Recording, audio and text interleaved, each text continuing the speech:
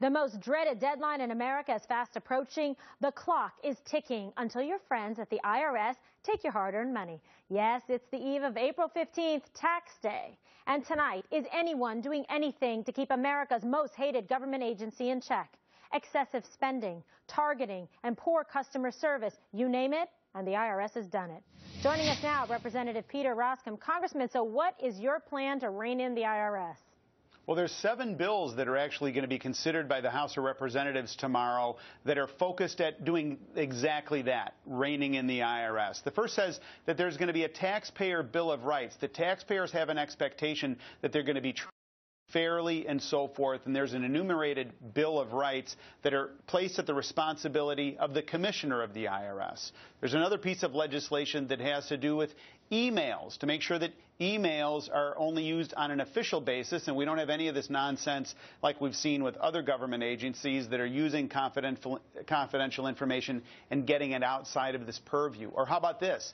The IRS has reached out to some taxpayers and they've sent them threatening letters. This is an example of one of those letters that comes in from the IRS after someone has made a gift to a nonprofit organization, and they say, we think that might be a taxable event. It's ridiculous. It's not a taxable event, and we're trying to make sure that those types of donations are treated as contributions without any tax going to the government. A number of those sorts of things are very, very important to push back against the impunity with which the Internal Revenue Service has been operating for the past several years. There's also another one I think that is important, which is stopping the IRS abuse of taxpayer privacy protections. Tell me about that.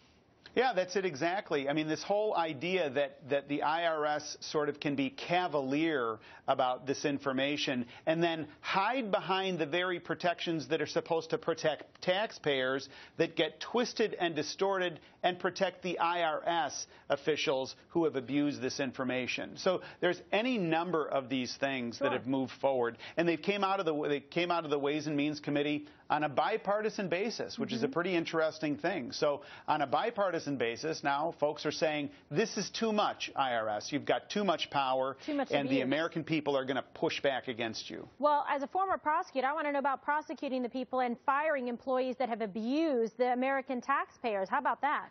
Right. It's unbelievable. So Congressman Jim Rein from Ohio has introduced legislation that we hope to pass tomorrow that says it is a firing offense for people to target based on political beliefs. And you would think that this would be intuitive. You would think that this is already the state of the law, but it's not. And so Congressman Rein has advanced this legislation, and I'm confident it's going to move out of the House of Representatives, all 7 of these bills in all likelihood, and they'll end up over in the United States Senate, where I hope that they will be seriously considered. All right, Representative, good luck to you. Thank you. Thanks very much.